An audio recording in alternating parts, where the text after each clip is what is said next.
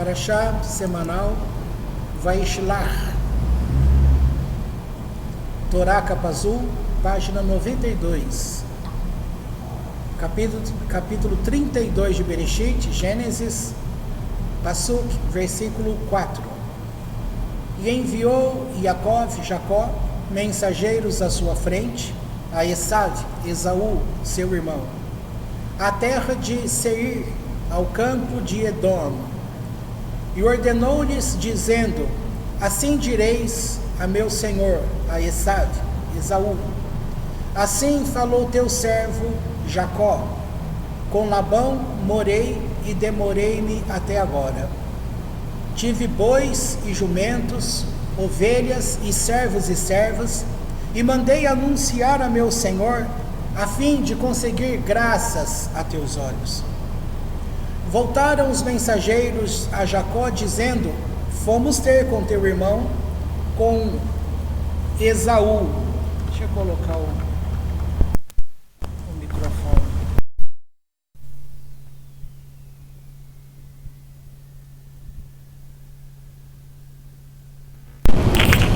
Tratar.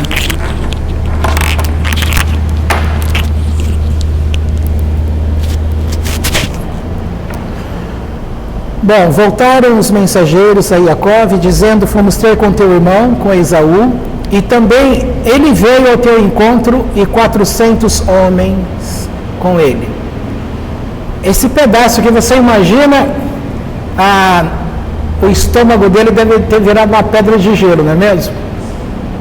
Aqui ele está agindo de uma estratégia. Vamos lembrar que, antes de dar sequência aqui, vamos lembrar que 36 anos atrás, 34 anos atrás, ele está retornando. De quando? Então ele não via esse irmão há 34 anos, considerando, como diz o comentário aí mais para frente, 2 anos de viagem, você vindo de lá para cá. Então é um total de 36 anos, sem ver o pai, sem ver a mãe e sem ver o irmão. E a despedida deles não foi uma despedida, foi uma briga, porque o Esaú, quando viu que Jacó recebeu a bênção, quando o pai orou, vocês lembram dessa história, né? O Isaac ora por ele, o Esaú chega, porque a mãe tinha falado: meu filho, vai lá, receba a bênção, está aqui a comida pronta, coloque essa roupa. Vocês lembram disso, tá? E aí ele teve que fugir para não ser morto. Esse tempo todo, agora Deus fala para ele: volte. Vamos lembrar que semana passada foi falado sobre a escada de Jacó. Lembram disso? Quando ele veio naquele local, aí ele vai para as terras de Labão, o tio dele, que era feiticeiro. E agora, nessa volta, como diz aqui, olha, no verso 5: e ordenou-lhes, dizendo: assim direis a meu senhor, a Esaú: assim falou teu servo Jacó, com Labão morei e demorei-me até agora. Aqui é um jeito de falar: olha, veja bem o que você vai tentar fazer comigo. Se você ainda quiser me matar, cuidado para que você não seja morto, porque eu passei 20 anos com o nosso tio Labão, e todo mundo sabe que ele tem a mãozinha na feitiçaria, e nesses 20 anos ele não conseguiu me fazer mal. Agora veja bem o que você vai fazer. A ideia é essa, tá? E aí segue aqui dizendo: tive bois e jumentos. Era um recado, né? Quando estes servos voltam e falam assim: ó, Esaú, teu irmão, também vem a teu encontro, com 400 homens com ele. Aí ele pensa assim: nossa, agora eu estou frito, né? O homem está vindo para brigar, para terminar aquilo que ele começou lá no passado. Aí pensa assim: 34 anos depois, será que alguma coisa moveu o coração de alguém? Porque nós estamos acostumados que tudo que acontece, a gente usa o termo assim, dê tempo ao tempo. Então alguém fala assim, olha, você é apaixonado por uma pessoa, acabou aquilo, aí o que diz? Que o tempo cura. Tem verdade, mas tem mentira nessa questão que o tempo cura, tá bom?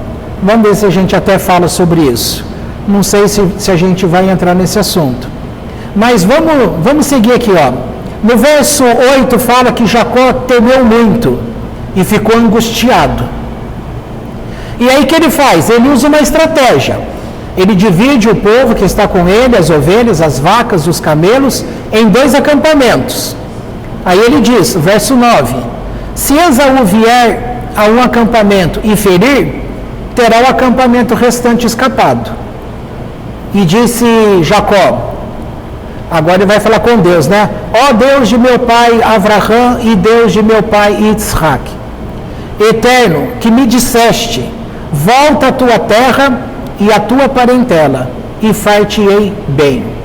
Veja só que nessa estratégia, ele está num momento de perigo, de angústia, mas ele vai falar com Deus e vai lembrar Deus de uma promessa que ele fez no passado para este Jacó.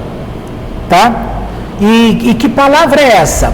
Nós vimos semana passada que ele vai orar naquele local, e onde tem aquele sonho que as pedras vão disputar quem vai ser a cabeceira dele.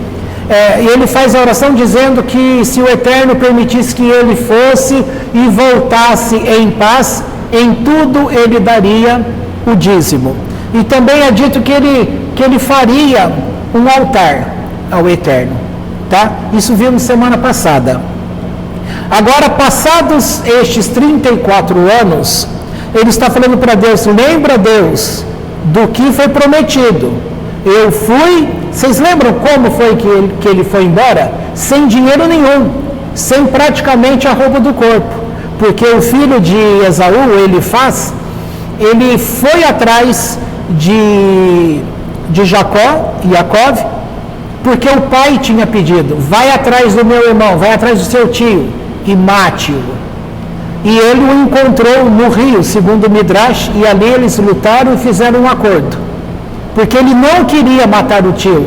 Não é que ele não queria porque ele não queria. Ele também teve medo porque ele sabia que o tio dele era um excelente guerreiro. E o tio poderia matá-lo. Tá? E era considerado que quando uma pessoa está sem nada, sem dinheiro, sem nada, ela é como um morto. Então, nesse sentido, ele deixou o tio sem nada, sem dinheiro, sem nada, ou seja, cumpri minha missão. O meu tio está como um morto. Não morto, mas como um morto. Tá? Então, a oração foi, Deus, você está me enviando para lá, sem recursos nenhum, não tenho nada. Agora, se você me socorrer lá, me fizer prosperar, e quando eu voltar, e ainda me fizer voltar, porque não é só ir, é voltar também. Tá? E aqui a gente pode abrir um parênteses e pensar assim, todo homem, toda alma que vem a esta terra, ela não vem sem um propósito. Todo mundo vem com um propósito. Todos. Acho que pouco tempo atrás eu falei sobre isso. Acho que 2, 3 semanas atrás. E o propósito cabe a mim e a você descobrir qual é o teu propósito de vida. Porque a descida da alma tudo é energia, tá certo? Embora você está vendo o teu corpo físico, mas mesmo o que você está vendo como físico, que você pode pegar, também é energia. E essa combinação energética que Deus faz para cada pessoa, ela é exclusiva. Assim como você aprendeu que a digital do teu dedo, ela é única para você.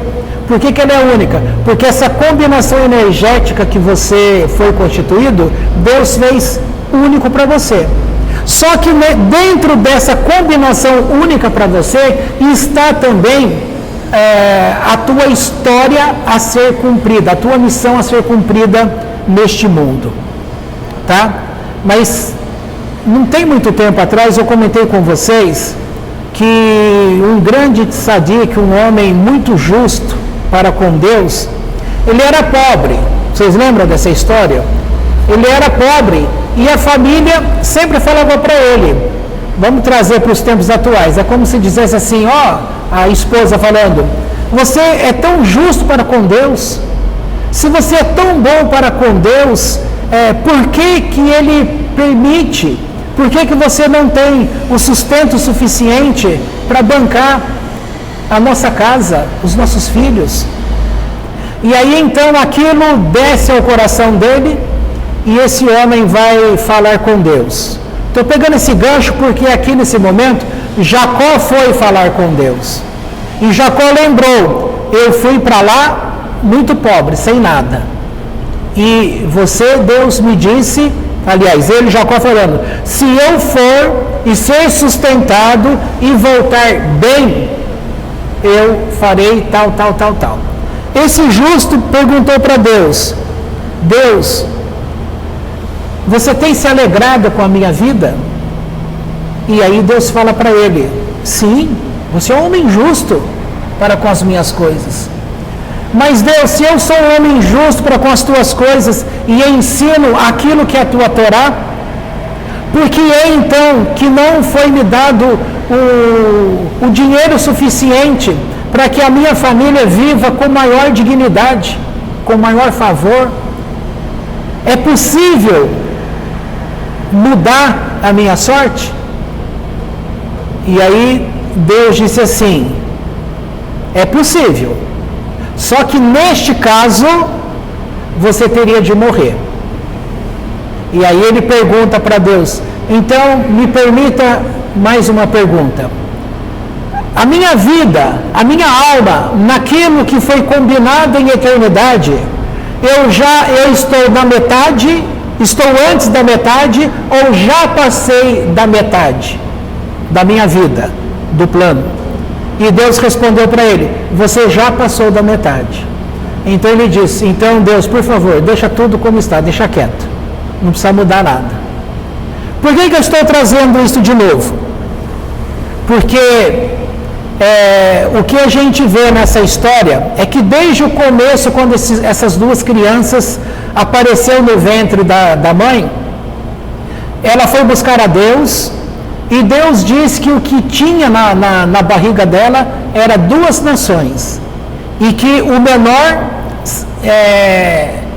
maior serviria ao menor, a maior nação serviria à menor, e é Esaú como maior que serviria a Jacó como menor. E Jacó, ele sempre foi voltado para as coisas de Deus, para aquilo que é espiritual, para aquilo que de fato tem valor. Ele não valorizava como o irmão a materialidade, tá? Nos nossos tempos, é como dizer, ele não estava em busca de ser o melhor profissional, ele não estava em busca de ser um empresário, um homem rico, ele não estava em busca de ter casas, carros, casas na praia, poder ficar viajando toda hora pelos países afora.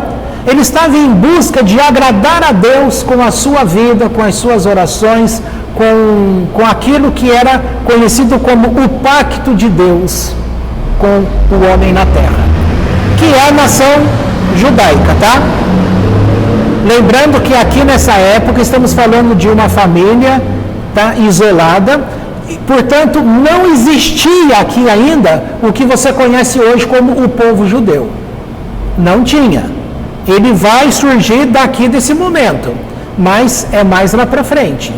Conforme ele foi, casou, vem com os filhos agora, esses filhos que vão casar, que vão ter filhos, que vão parar no Egito, e lá no Egito vai crescer esse povo, e quando sai do Egito é que Deus chama esse povo como uma nação. Então ali estará configurado uma nação para Deus, tá certo? Aqui é família isolada ainda, mas dentro de uma promessa, quando Deus chama Abraão, o avô dele, Então, por isso que é dito, eu sou o Deus de Abraão, Isaque e Jacó. Nós estamos aqui em Jacó, tá? Quando ele vai embora, portanto, nós estamos falando sobre a energia, quando ele vem e ora desse jeito, né? Aí eu falei deste homem que pediu para Deus, é possível ter riqueza? Já o Esaú, ele não era voltado para a espiritualidade, porque o Midrash conta que quando a mãe estava, imagina assim, descendo a rua, ia passar perto de um lugar que se pregava o ensino de Deus. Então, no ventre dela, 2 crianças. Uma virava para o lado de lá, dando as costas para o estudo, e o outro, se estava virado para lá, ele se contorcia e virava com o rosto para frente do estudo. Como quem diz, eu quero isso. E o outro dizia para o outro lado, eu quero aquilo lá. Então, um quis a espiritualidade, o outro quis o material, a riqueza que o mundo concede. Só que, com o tempo, a gente aprendeu e vai ouvindo coisas de que, por exemplo, numa linha religiosa, que eu nem preciso falar o nome, foi declarado para o povo que quanto mais pobre uma pessoa fosse, mais de Deus ela teria. Você acha que tem sentido uma coisa dessa? Tá? Isso é exemplificado na vida do São Francisco de Assis, que fez um pacto de pobreza. Não seja por isso. Ainda tem? Todo mundo conheceu essa época aí do São Francisco de Assis, que fez o voto de pobreza. Lembram disso, sabem disso, né?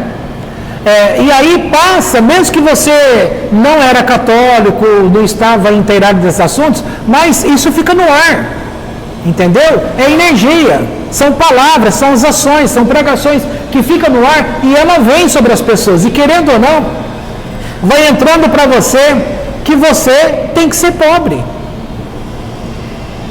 entendeu? Por outro lado, vem um outro grupo que vai falar que ser pobre é uma maldição.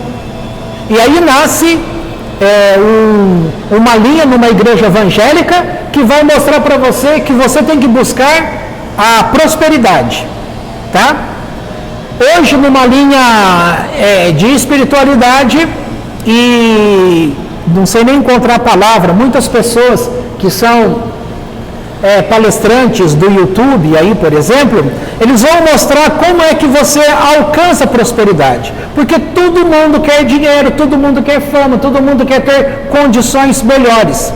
Então, vamos separar as coisas. É errado você desejar essas coisas? Não, não é errado. Mas isso será para todas as pessoas? Também não. Tá? E estes que estão usando essa linha, porque eles estão vendendo o curso, eles estão criando isso, aquilo, então eles estão ficando mais ricos. E aquele que é pobre, que quer ficar rico, às vezes fica mais pobre, porque só está comprando o curso daqui, comprando aquilo dali, e o pouco que tinha, ele ainda gasta com essas coisas e não fica rico. Também tem uma linha judaica que diz como você alcançar a prosperidade judaica. Tem alguns livros sobre este assunto. Então é um tema que é explorado, por quê? Porque todo mundo quer melhorar a sua vida. Mas, fazendo um contraste, você não vai encontrar a contrapartida disso, que é quantos que você está vendo por aí que deseja melhorar a sua vida, mas no sentido de buscar por Deus e conhecer Deus. Nesse sentido, a maior parte quer usar conceitos da espiritualidade para poder ter o material, ter a prosperidade, inclusive a prosperidade do judeu, entendeu? Agora, quem é que está buscando ter a prosperidade espiritual do judeu? Você vai perceber nesses dois irmãos que um vai para um lado, o outro para o outro. Ele vai, se um vai para cá, outro vem para cá, antes os dois começaram aqui. Que letra que vira? Se você tem isso daqui, depois aqui e aqui. Que letra é essa? Não, em português mesmo. O Y. Tá? Você tem um para cá, um para cá. Eu explico aí no meu livro que essa linha que vem de Abraão, que é essa parte, que pega o conceito de Deus, e depois ele vai passar o conceito espiritual, o pacto com Deus, que ele tinha com Deus, para o filho dele, Isaac. Isaac vai gerar Jacó, que vai gerar as 12 tribos. E com isso deu origem também por este conhecimento, e que houve as ramificações, que vêm as diversas religiões que você conhece hoje, chamada como cristão, porque você tem o Islã, também sai de Abraão, você tem o cristianismo, sai de Abraão, e o judaísmo sai de Abraão, tá? Mas é o judaísmo que guarda o conceito do pacto, que Deus é um. É o judeu, ok? O outro braço dessa letra Y está dito que ele teve de mandar embora os filhos da sua concubina, ele, Abraão, tá? E aí ele mandou embora para o leste da terra de Israel, tá? E aí tem debates nesse assunto, se o hinduísmo vem de Abraão. A verdade é que toda aquela construção de espiritualidade que considera essa linha energética vem do Oriente. E hoje nós somos aqui influenciados e está tendo um novo conceito justamente por essa linha energética de conceitos de espiritualidade, de saúde, que junta essas áreas, de ciência, que junta agora essas áreas todas, e está vindo de onde? Do Oriente. E está invadindo o Ocidente. Então o que aconteceu? Essas duas, está fazendo assim, ó. Está juntando. Está reunindo Abraão novamente. Naquilo que é um conceito que Deus sempre trouxe para Abraão, tá? Então, o que eu quero dizer com isso? Você vai ter um lado que vai querer o material. Eu vou querer o bem, eu vou querer a saúde, eu vou querer a casa, eu vou querer o carro, eu vou querer a fazenda, eu vou querer empresas, eu vou querer viagens, ou seja, uma vida boa nessa terra. O outro abre mão disso, Jacó. Ele abre mão disso e ele vai buscar os conceitos da eternidade para ser trazido para a terra e ser vividos na terra, tá? É isso que ele ensina. Por que José, o filho dele, vai ser doutrinado nesta abordagem? E é José que vai virar o vice-rei no Egito para salvar todas as nações da fome para aquela época. Porque de todos os filhos, enquanto eles iam cuidar do rebanho, entre aspas, da riqueza deles, da família, Jacó ficava com o filho dele, o José, e ali eles estudavam juntos a Torá. Tá certo? Isso aqui a gente vai ver mais lá na frente. Então vamos perceber aqui o que é que eu estou dizendo. Aquela digital que é sua, ela traz uma conformação, tá? Está conforme da parte de Deus, colocado coisa com coisa. Está temperado. Um pouquinho disso, um pouquinho mais daquilo, um pouquinho menos daquilo, quase nada daquele outro. E ele vai fazendo os arranjos com estes átomos, que é a energia, que vai virar o teu corpo, o físico, mas também está conformado a sua alma, ok? Então, você vai ter determinadas habilidades e não outras habilidades. Para que isso? Isso foi formado onde? Ainda quando você não estava nessa terra. Foi formado acima.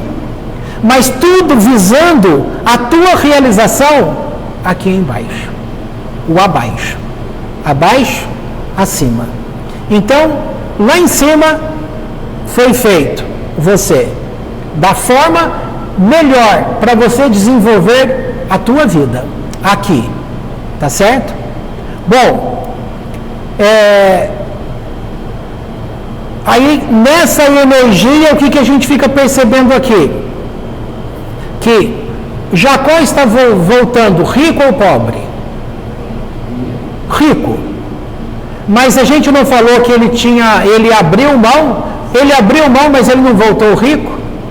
Agora ele quer dar presente para o irmão, e o irmão fala, não, eu não preciso disso. Eu também sou muito abençoado, eu tenho bastante. Nos comentários da Torá, dessa Torá aqui, se você for ler na sua casa com calma, embaixo, o comentário, você vai ver que essa resposta de Esaú, ela não é verdadeira. Assim como nós vimos quando quando Abraão quis comprar a gruta de Macpelá, ali estava o dono da gruta. Ele falou, não, fica para você, você é príncipe em nossa terra. E ele insiste dizendo, não, eu quero que você coloque preço e eu vou pagar. E aí, aquele homem fala, o que são 400 ciclos de prata entre nós, entre mim e ti? Ou seja, na verdade, ele nunca quis dar a terra, ele quis o valor dela. E Abraão foi lá e pesou os 400 ciclos de prata. Agora aqui, Esaú fala, não, Deus me deu bastante também, eu tenho muito gado, eu tenho muita coisa, não precisa não. Mas com essa mesma ideia. E conforme Jacó insiste, ele também cede. Por quê? Porque desde o início, ele sempre olhou para aquilo que ele poderia usufruir, tá? Agora, então com isso, a gente pode dizer para você que aquele que quer muito Deus, também pode ter muito dinheiro. Alguém para ter Deus não precisa ser pobre. Ele pode ser pobre, ele pode ser rico, ele pode ser muito rico, ele pode ser muito pobre, ou ele pode ser um intermediário. Não interessa aqui a classe que está. Por quê? Porque é ensinado pela Torá, pelo Midrash também, que Deus controla o mundo. Todo mundo sabe disso. Qualquer pessoa sabe que Deus, por isso é de, o mundo está em suas mãos. Então o mundo está na mão de Deus. Ok, Deus é dito assim, que Deus trabalha a individualidade. Às vezes, um indivíduo, ele representa uma nação. Por exemplo, o Lula é o atual presidente do Brasil. Uma atitude, se Deus toca o coração do Lula para ele fazer uma coisa, e esse homem faz uma coisa muito ruim, então a decisão de um só prejudicou a vida de um país todo, tá? Vamos arredondar a população do Brasil. O Brasil tem mais de 200 milhões de pessoas, mas vamos ficar com 200 milhões. A atitude de um único homem atrapalha a vida de 200 milhões de pessoas. Quer um exemplo atual? Todo mundo aí fazia compra nesses sites aí que vinha da China, essas coisas todas. Agora está sendo taxado. Aí, aquilo que você comprava baratinho, não vai comprar baratinho mais, porque está dobrando o preço. Então, quem comprava não vai comprar mais. E quem comprava e fazia uma lojinha para poder vender e tal, acabou o negócio dele. Então, a atitude de um homem atrapalhou a vida de uma nação inteira. Entendeu? Quando Deus endurece o coração do faraó lá no Egito, no tempo de Moisés, você vai perceber que aquela ação do faraó prejudicou o país inteiro. Tá? Tá dando para entender o que eu estou querendo dizer? Então aqui nós estamos tratando com a ação de um homem. Só que a ação deste homem interfere na prática da vida espiritual de um mundo inteiro.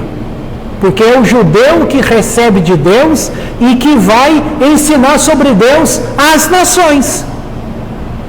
Porque é para eles que Deus escreve a Torá. É para eles que Deus apresenta o que nós estamos vendo aqui. É para um povo. E este povo que conhece esse Deus abre as portas para que, enquanto eles possuem 613 mandamentos, a porta aberta vai ser 7 mandamentos para as demais nações. Entra todos que quiserem. A porta não está fechada. Tá bom? Mas quem vem atrás do judeu para receber a prosperidade, ele pode encontrar? Pode. Quem vem para o judeu para encontrar a espiritualidade, pode encontrar? Pode. Hoje você tem igrejas, como eu falei, que a linha dela, ou de muitas, né, que a linha desses tipos de igrejas está na prática da riqueza, de você obter bens. E aí você vai tocar naquilo que está o coração da pessoa. Agora vamos voltar para a história daquele justo. Aquele justo recebeu o enfardo da família. Escuta, você não pode ver com Deus se não é possível você ter um pouco mais de condições financeiras para melhorar a nossa vida?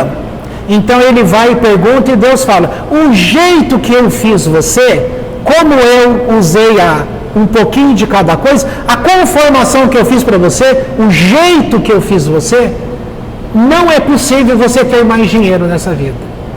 Mas se você quiser, há um jeito sim, porque você é bom, eu posso fazer isso para você. Mas aí você teria que morrer, você teria que voltar para mim, para eu fazer de novo dentro dessa condição. E aí não seria com essa família que ele tem, né? Porque ele teria que vir novamente. E quando vem novamente, a gente chama de reencarnação. Ou seja, você vai encarnar de novo. Aí ele fala, mas peraí, desse plano que nós temos aí, aonde é que eu estou nessa linha do tempo? Eu passei da metade daquilo que é a minha vida aprovada? Sim, você passou da metade. Ele pensou certo. Eu já estou chegando no cumprimento da minha missão, com êxito. Então para que eu vou querer parar tudo aqui? E quem me garante se numa nova vinda aqui eu vou conseguir ser um homem justo como eu sou hoje? Tá? E aqui serve para a gente pensar na estrutura da nossa vida. Aí é questão de pai e mãe. Imagina, tem gente que teve pai e mãe maravilhosos. E tem gente que teve pai e mãe horrorosos, para deixar só nos opostos. Tá?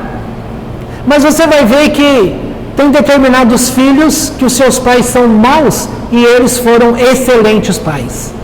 Você fala, mas como que pode? Porque a grande maioria, ela vai replicar, ela vai fazer aquilo que ela recebeu. Ela teve maldade por parte dos pais, então ela vai ser um pai e uma mãe ruim. Mas tem um monte de gente que teve pai ou mãe ruim e conseguiu ser pai ou mãe muito bons. O que mudou aí? Numa atitude pessoal. Você pode ser melhor? Com certeza pode. Só que determinadas coisas que está combinado entre você e Deus como missão para a tua vida aqui, determinadas coisas você não vai ter. Porque não era para você ter. Às vezes uma pessoa está em busca de uma coisa que, se ela se voltar para o lado espiritual e buscando em Deus, ela vai descobrir que ela está fora do propósito, que aquilo que ela quer não é para a vida dela.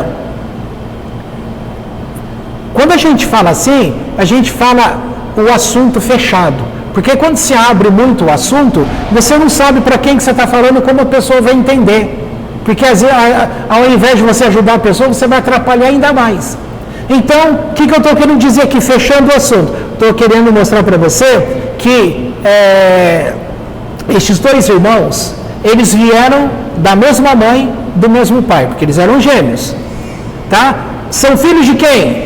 Filhos de Rivka, mãe, e qual é o pai deles? Yitzhak. Agora, quem é o pai de Yitzhak? Abraão. Quem é Abraão? Aquele que olhou para a terra e viu que o nome de Deus não está sendo apregoado na terra. Que as pessoas, elas estão muito espiritualizadas, mas para o lado da idolatria, sem uma conectividade com o verdadeiro Deus. Agora, como que ele descobriu quem é o verdadeiro Deus? numa busca pessoal, ele abrindo o coração, a alma dele quis conhecer e saber. Então, para quando alguém quer saber de Deus, uma porta se abre. Por isso é dito assim, quando o aluno está pronto, o professor aparece, o mestre aparece. Você quer realmente uma coisa espiritual para conhecer Deus? Deus vai providenciar que você encontre os passos corretos para essa descoberta. Tá? E aí, nesse sentido, Abraão recebe de Deus e passa a ouvir a própria voz de Deus. E ele então se propõe a ser essa pessoa. A primeira coisa que foi fechada para ele foi a condição de ter filho. Ele foi um homem rico, mas sem filho. Aí vem aquela tristeza. Poxa, eu tenho tudo, para quem que eu vou deixar? E aí ele vai buscar Deus, porque Deus não tinha permitido a mulher dele ter filhos. E aí sim, na hora que ele entra nesse confronto, aí Deus falou, abre mão do tipo de estratégia que você usa, que é a astrologia, e você vai ver que o que você conseguiu enxergar pela astrologia, que você não vai ter filho, eu posso mudar. E aí ele então fala, sim Deus, então mude. E aí Deus muda, tá? Com a condição de alterar o nome dele. De Avram vira Avraham. E Sarai, de Sará para Sarai. Aliás, o Sarai, que é uma letra Yud que vale 10, tira, corta no meio, vira 2 Re, que vale 5 cada um. E aí fica Sará e Avraham, tá? Que na transliteração é a letra H do nosso português. Então vira Abraão com H e Sará com H. Tá certo? E aí com isso, ele então entra nesse campo de ação que ele começa a trazer o Deus de cima como Deus abaixo. Ok?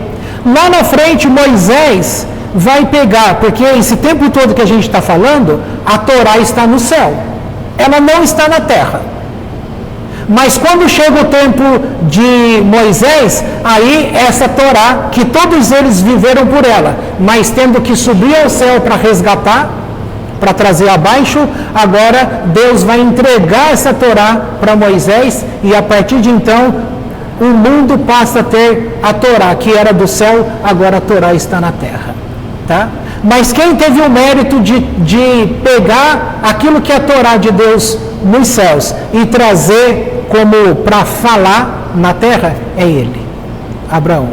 E agora nós temos o neto dele, Jacó, que está nessa linha do tempo aí para ratificar esse pacto do avô, para que um povo nesta terra seja separado para receber a Torá. Tá bom? Deu para entender? Abraão providencia aqui. Uma analogia muito simples é você pensar assim, ó. Quem construiu o templo para Deus? Vocês sabem quem construiu o templo de Jerusalém para Deus? Foi Davi ou foi Salomão?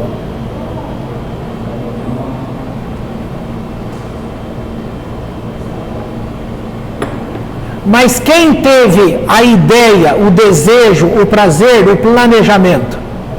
Foi Davi. Quem foi o construtor que executou? Foi Salomão. Mas quem guardou todo o material para aquilo? Foi Davi. Davi guardou o material e ele também, através da vida dele para com Deus, tá? Ele providenciou todo o meio para que Deus tivesse uma casa na terra. Tá bom? E o executor foi Salomão.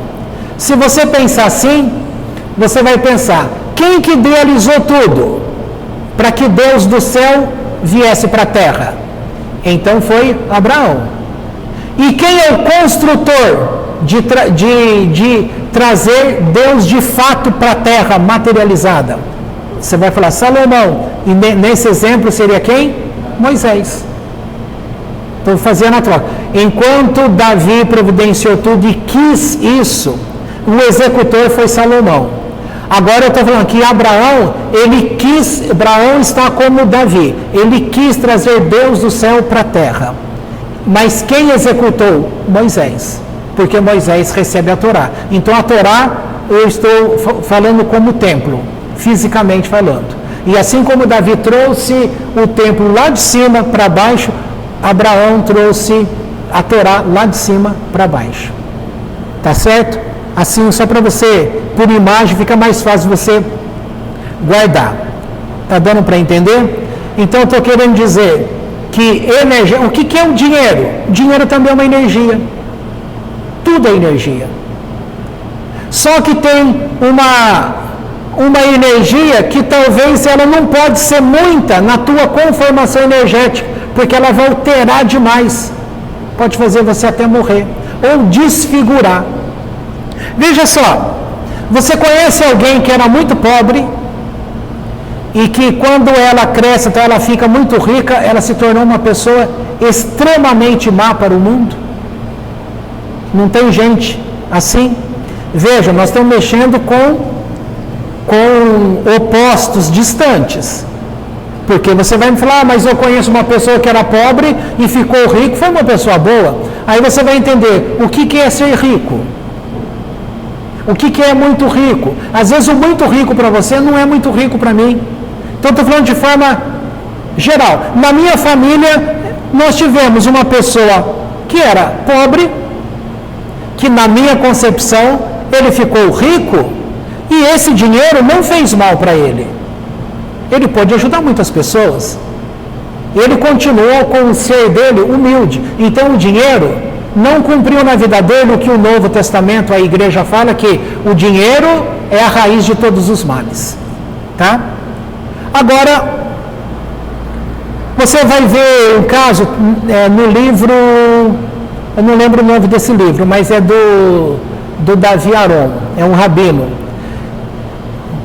Ele conta que uma certa pessoa nos Estados Unidos, estou falando de judeus, ele foi na casa, numa mansão de um grande empresário para pedir um donativo.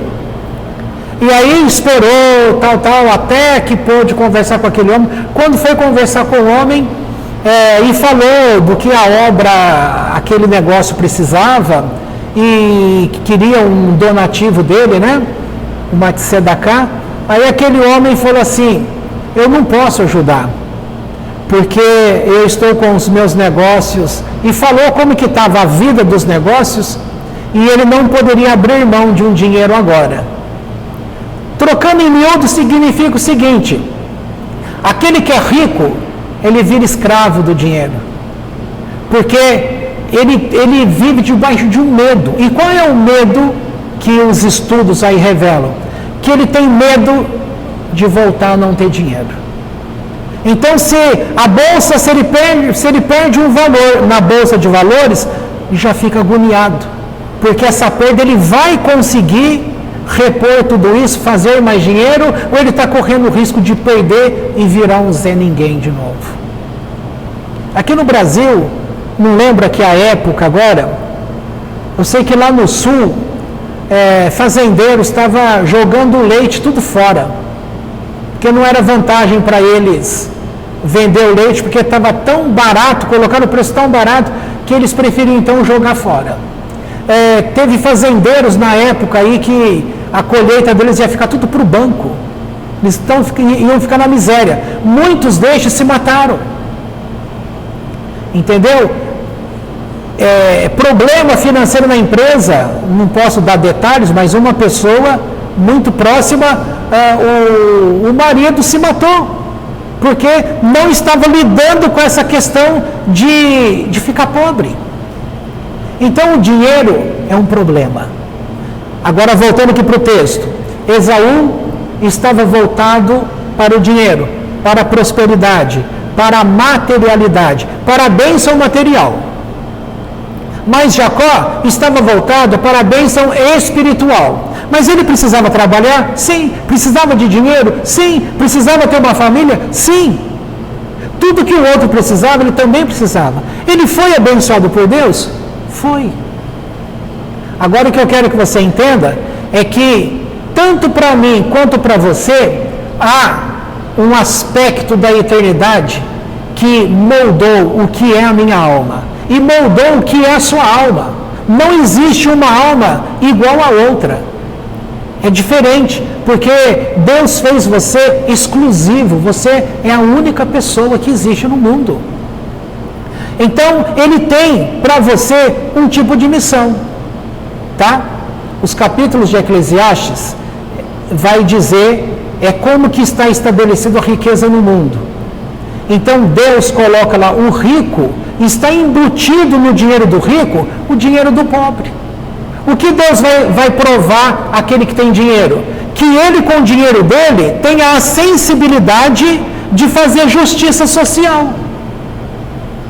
Agora, eu estava dizendo para você, no exemplo, no livro do Davi Aron, mostrando que aquele homem rico estava com medo de dar um donativo, medo de atrapalhar os negócios dele. Isso daí ele estava falando de forma genérica, que as pessoas têm agido assim. Agora, o que acontece? Você deve usar a sua fazenda. Tem um texto de Provérbios que fala: servir a Deus, inclusive com a tua fazenda. Sirva a Deus com o seu dinheiro.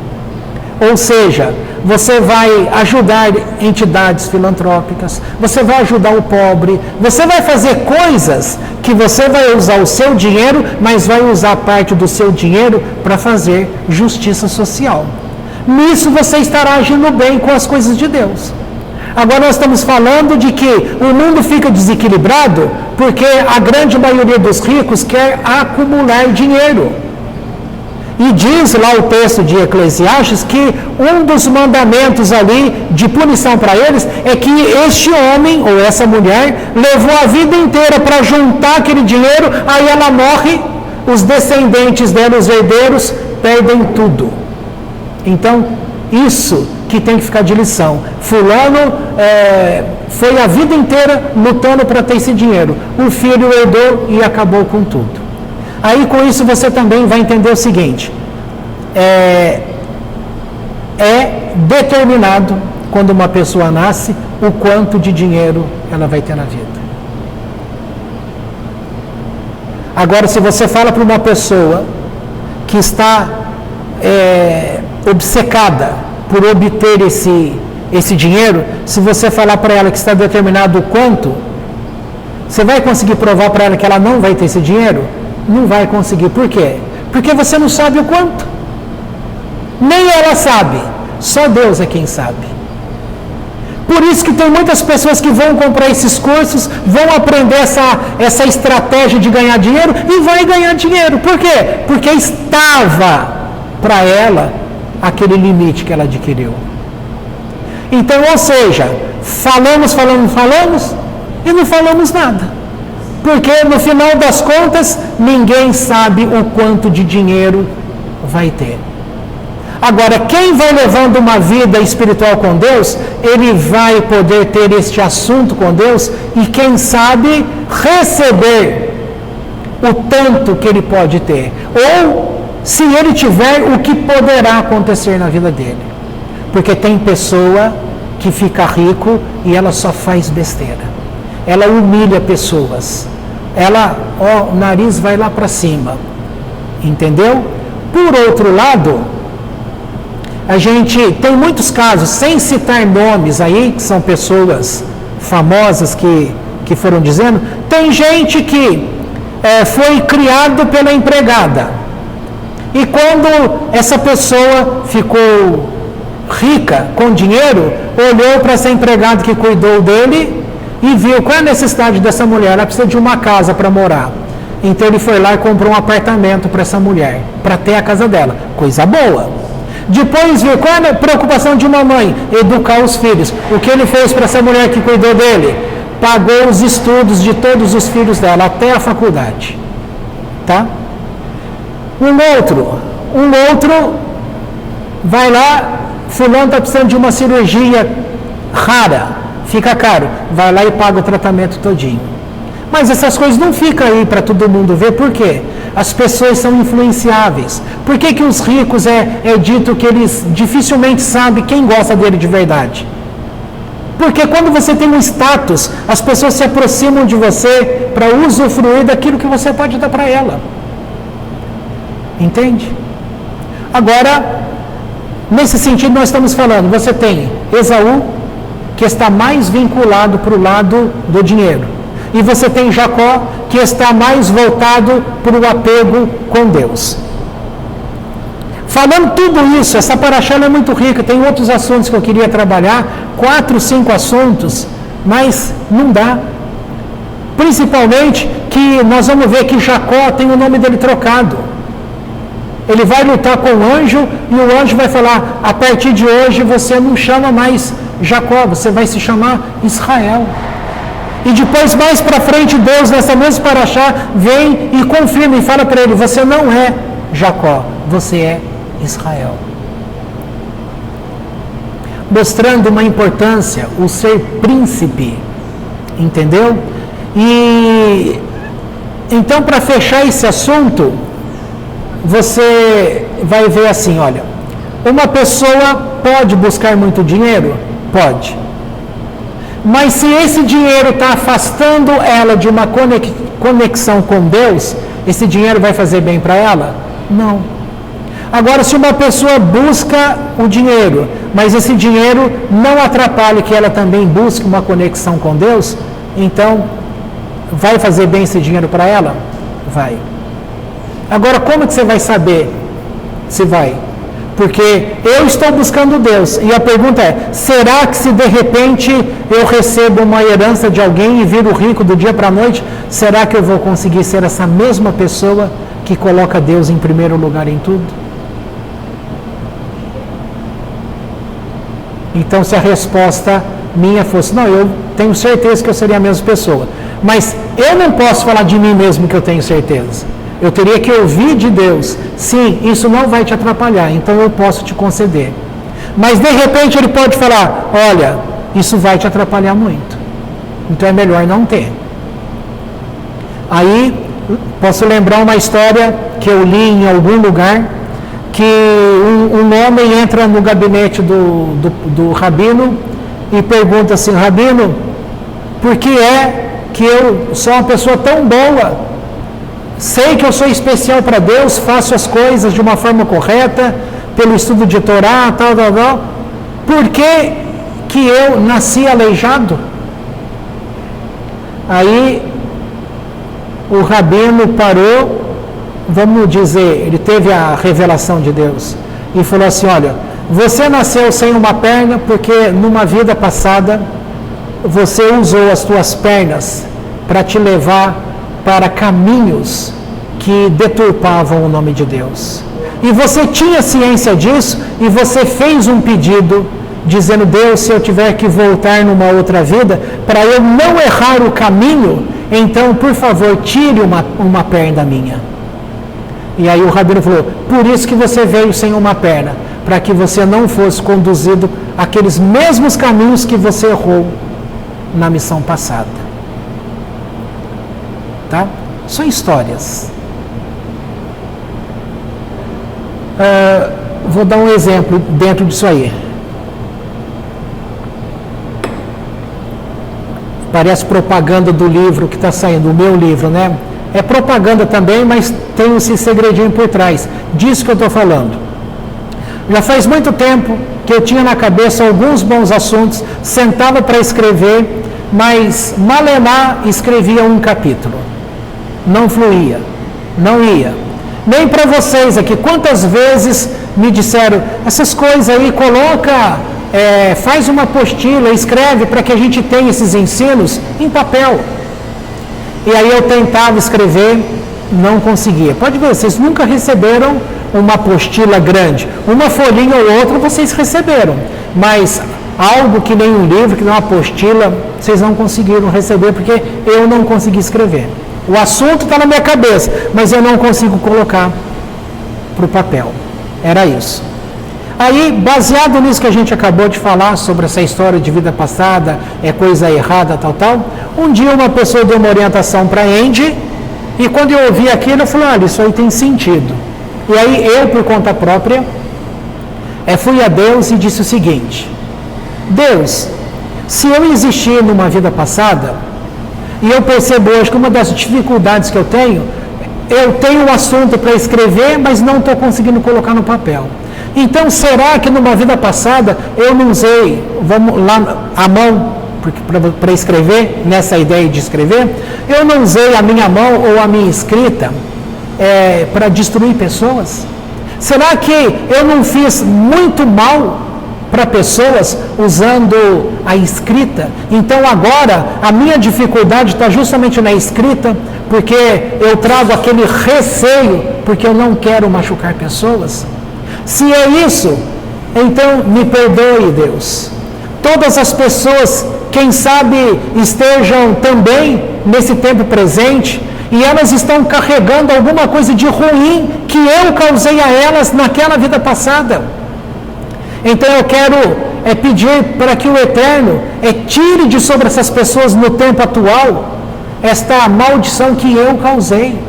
Eu quero pedir que essas pessoas todas me perdoem. E eu também perdoo essas pessoas, perdoo a mim mesmo e perdoo quem quer que tenha feito alguma coisa de ruim para mim também. E coloquei esse assunto para Deus. Isso foi no ano de 21, nós estamos em 2023. Passou somente o ano 22 e agora, no dia do meu aniversário, 18 de julho de 2023, o livro ficou pronto. Então significa que a oração alcançou o seu efeito. Então significa, para mim, que essa influência do passado estava pendente sobre a minha vida mesmo. E que essa oração, uma simples oração, corrigiu o passado, que corrige esse meu presente. Entendeu? Aí alguém que está me ouvindo aí pela internet, ou vocês estão aqui, mas eu não acredito em reencarnação. Não tem problema nenhum. Acreditando ou não acreditando, não vai mudar nada. Mas se alguma coisa acontece na tua vida e você tiver uma percepção como eu tive, aí vai mudar a tua vida. Se você perceber. E nós estamos falando de reencarnação, não aquela apregoada pelo espírita. Tá? O espiritismo traz a reencarnação em torno de 1700. Só que essa questão da reencarnação, ela já começa lá em Adão. Tá certo? Então, e quem é que traz isso? É dentro do judaísmo, com palavras dadas por Deus a determinados tipos de pessoas. Então, são coisas completamente diferentes. Muito que o espírita fala, tem bastante coisa do judaísmo, mas tem um monte de conceito deles que não está de acordo com a Torá. Então, para nós não serve. Ok? Para encerrar, né, que já está dando quase 11 horas, quero dizer para você, não era para falar sobre dinheiro, mas aqui é importante, o que eu queria falar para valer era na questão do perdão. Lembra que eu falei sobre o tempo? Porque o irmão queria matar o outro irmão. Agora, 34 anos depois, os dois vão se encontrar. E aí vem aquele pesar, o que vai acontecer, foi dado presente e tal. O que percebeu neste assunto é que, de fato, o irmão não estava mais magoado com aquilo. Mas o pesar que Jacó tinha é que ele ficou 34 anos fora da família e ele não pôde cuidar do pai e a mãe. E o irmão dele, por mais mal que ele tivesse sido, ele conseguiu ter o mérito de cuidar do pai e da mãe. E justamente numa briga entre esses dois, Jacó pensou assim: Deus pode favorecer Esaú para fazer o mal para mim, porque ele tem o mérito de passar esses anos todos cuidando do pai e a mãe. E esse mandamento da Torá eu não tenho. Eu corro risco de perder a batalha por causa disso. Então ele tentou estratégias humanas, orar a Deus, divide o acampamento, coloca as mulheres e os filhos e os empregados de forma separada para poder salvar aqueles mais queridos que ele tinha, e assim acontece. Mas na hora que vem o encontro, o irmão dele o recebeu bem e quis que ele fosse morar lá junto com o irmão, tá? Mas Jacó não quis ir lá para o lado do irmão. Por quê? Porque ele não queria que a continuidade do povo corresse o risco de assimilação. Assimilação é que é você abandonar os conceitos verdadeiros com Deus para você se adaptar aos conceitos de Deus, de riqueza, de tudo mais numa sociedade que não tem a Torá de Deus como padrão de ensino. Ele não queria isso. Então ele, com educação, deu uma desculpinha e ficou para um lado e o irmão ficou para o outro. Mas no final das contas eu queria fechar o assunto para você entender que quem é pobre não tem mais Deus de quem é rico. O rico pode ter Deus, o pobre pode ter Deus, o muito pobre pode ter Deus, o muito rico pode ter Deus, o mais ou menos rico pode ter Deus, o mais ou menos pobre pode ter Deus. Ou seja, todos vêm de Deus com uma missão na terra. E o grau de status de dinheiro que você vai conquistar nessa vida está determinado nesse arranjo energético que ele criou a tua alma e estabeleceu o que você vai ter aqui. Porque você veio com uma missão, tá? Tem gente que sabe lidar muito com dinheiro, tem gente que não sabe lidar com dinheiro. Você vai ver aí que a pesquisa mostra que todos aqueles que ficaram ricos com loteria, por exemplo, em 2 anos perderam tudo. Aquele ficou muito rico. Você vai falar, mas tem gente aí que ganhou loteria e está rico até hoje. A pesquisa dá um geral. Então, a maioria das pessoas que ganharam dinheiro de modo fácil, perderam o dinheiro muito rápido e voltaram a ser pobres. Outros ficaram mais pobres do que já era. Tá? Então, você vai ver de tudo. Deus é quem conhece. Você tem vontade de ficar rico? Busque em Deus. Porque se a riqueza não for alterar a tua missão, você vai poder alcançar. Agora, se for alterar, você vai ter que ter o teste daquele homem. Se for alterar, você vai fazer a escolha, não, então eu não quero. Eu quero continuar fazendo bem. Agora, tem gente que vai falar assim, não tem problema que vai alterar, eu quero é ter dinheiro, dane-se os outros. Um monte de gente vai fazer isso. Por que muitas pessoas procuram fazer pactos? Ou vocês não sabem que existe pacto com demônios para uma pessoa ficar rica? Tem determinados cantores aí, de uma forma geral, vou tocar nesse assunto, que com a idade a idade média estava dando 27 anos. Então a pessoa explodia no sucesso, ficava rico, mas bateu lá 27 anos de idade, a pessoa morre. Produto do pacto. Bom, não é eu que estou falando, estou dizendo coisas que estão por aí que explicam, tá? Agora, a gente sabe que tem pacto? A gente sabe. A maioria dos presidentes de países, todos eles fazem pacto. E tem, sem entrar em detalhe, porque eu também não sei desses detalhes, mas é dito que todo aquele que é chefe de Estado, ou seja, que é um presidente de um país, ele vai todo ano na terra de Israel. Fazer o que lá? Renovar um pacto. Com quem? Com Deus? Com o outro lado. Tá? Então não se engane. Tem muito, olha, é dito aqui no Brasil que a grande massa de pessoas, de clientes desses caras que mexem com o espiritismo pesado, espiritismo não da religião, espiritismo que mexe com o espírito, é isso que eu estou querendo dizer, que mexe com o outro lado de forma aguda, forte, são os políticos. A grande maioria dos políticos estão cheios de pactos, segundo relatos, não é eu que estou falando, estou mostrando que isso que eu estou te falando não é anormal. As pessoas querem o pacto, tá? Ou seja, querer saber se você vai ficar rico e você vai continuar sendo essa mesma pessoa, são poucas pessoas que vão ter essa consciência e vai continuar numa bênção com Deus e abençoar pessoas. A grande maioria quer ter dinheiro. Vai falar, não, eu quero só ter dinheiro para eu poder passear mais, para eu poder ir lá no mercado e fazer uma compra. Se alguém estiver precisando, eu vou lá e ajudo, tal. Tudo isso é igual promessa de político, é antes da eleição. Depois que foi eleito, depois que ficou rico, há uma amnésia. Porque nós também estamos lá em cima com Deus, temos ciência do que vai ser aqui. Quando a gente entra aqui, esquece o que foi tratado lá. Tá? Então,